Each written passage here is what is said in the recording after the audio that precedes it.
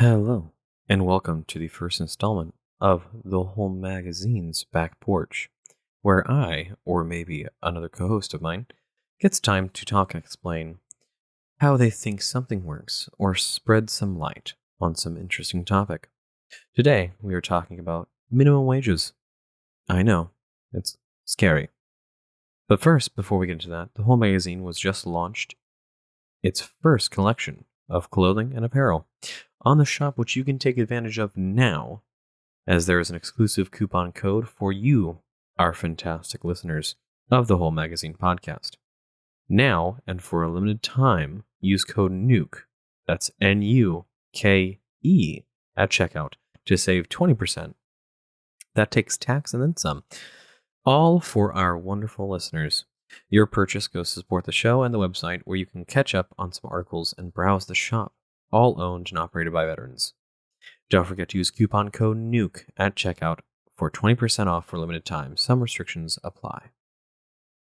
The minimum wage, a protection by local or federal governments, ensures that employees get at least a livable minimum wage, or close to it, at a time when a massive strikes and protests in New Zealand had caused its government to enact the Industrial Conciliation and Arbitration Act, which implemented a minimum wage system on August 31st, 1894. In 1912 and 1913, 9 states enacted a system of minimum wages. Massachusetts was among the first to pass new legislation on June 4th, 1912, and brought about by the Lawrence textile strike of 1912. This report on Lawrence textile strike gives details. The immediate cause of the strike was a reduction in earnings growing out of a state law which became effective January 1st, 1912, and which reduced the hours of employment for women and for children under 18 years of age from 56 to 54 hours per week. In January 1910, through an enactment of legislature, the hours of this class of employees have been reduced from 58 to 56 hours a week. And at that time, the rates of pay for both time workers and piece workers were readjusted so that the earnings under the 56-hour week remained the same under the 58-hour week. This strike reverberated throughout the nation and spread new legislation with it. However, those were all the state minimum wages, and the country wouldn't see a federal minimum wage until October 24th, 1938, when the minimum hourly wage was set at 25 cents an hour.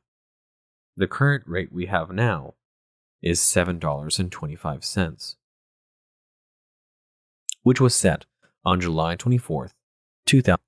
The discussion is always on the federal minimum wage and what an indication it is that the system isn't working, and fuck capitalism. Looking at it state by state, we can better understand the actual problem.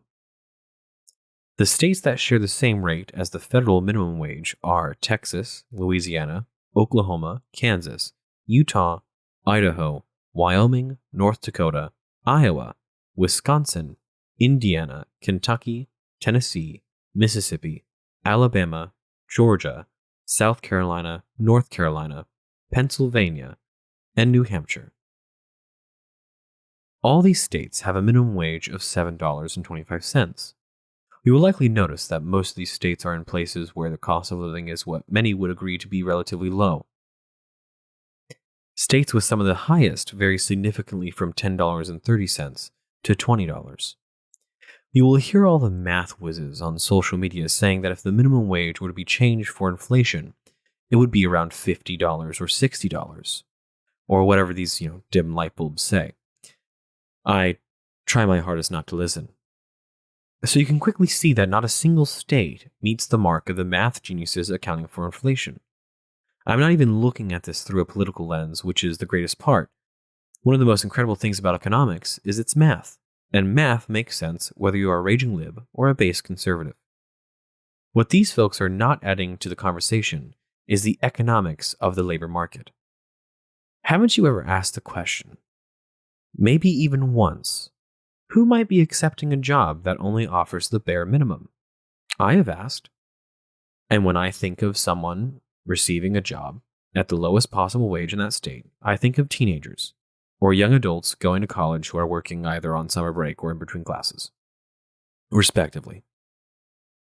You know how it's been really kind of done up until the last decade. The order of the day now is that people should be able to raise a family and buy a house on these wages they would be getting from a fast food joint, most of which are incredibly automated in reality and require almost no real skill. It is the perfect job for high school teenagers to get, base level experience and to set the foundations for their future resumes. To sit there in your 10th year working at a fast food place and still complain that you can't buy a house is insane. Honestly, the biggest plague in the economy is complacency. That fast food workers in their 10th year expecting to be able to afford a home and a new car from the same job that doesn't require any more skill and, likely in that amount of time, now requires even less skill. The reality in almost all professions, other than fast food workers, is that the going rates for entry-level positions are volatile. Companies change their entry drop wages based on the market, supply and demand. They might need a person to fill a position, so they put up a job post, people come along, if they don't bite, then they increase the wage slightly. It is a bit more complicated than that, but for the sake of brevity, we will stay with that example. Complacency will say, I'll stay in this position till I die, not move up, not try, and wait until I can tweet about how I can't buy a home. Instead of doing what everyone should be doing, like casually browsing the plethora of unique job listing sites for their next position and looking for positions that will give them the same wage if it is manageable, but will give them a better looking resume, or finding the next significant position that will actually provide them a wage increase, as well as, improving their resume. In the past, before society changed how this was all supposed to work, teenagers would work at lower paying jobs, get the support they needed from their parents, have experience in some basic position, and go from there. Consistently making those stepping stones and improving themselves and making them more marketable, or learning a trade. Perhaps even going to college for a focused career goal after. However, now society has changed the music to say, oh no, you are completely valid for saying you are in your late 20s or early 30s and have only worked at fast food places and can't afford a house, and your shock is warranted. Idiocracy. I'm casually browsing for opportunities at other places, especially in my 20s, where you have time to figure out precisely what you want to do when you grow up. But of course, in my case, I chose to create a family which can support itself. But in today's age, it is incredibly early to have a family by my metric. That's a, completely discussion for another time. But the people who complain the most are those who only want the job that requires them to do nothing really that has a skill or education or real, training to be able to do, and then get paid enough to have all the nice things in life. But those who I believe are in the majority, who shrug their shoulders when they hear the wails of the complacent, understand how this is supposed to work. The principle of the minimum wage was to establish a standard of living for workers and avoid exploitation from their employers. Meaning that nowhere in the minimum wage discussion did it say that you were meant to be able to buy a house with a minimum wage job.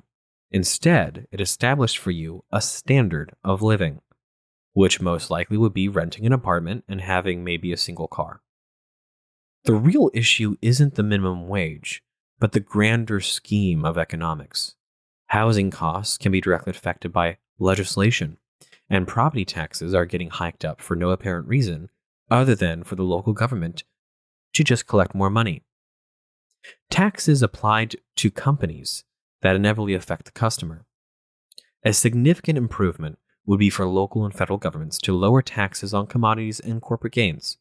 As it happens, a company would like to get a competitive edge over its competitors and lower prices, and thus capitalism works. It might sound too good to be true, because it is. And unless a president comes in who we had before, it is likely we might not ever see that again. There was a reason why Trump had truly record low unemployment, the average household income increased by $5,000.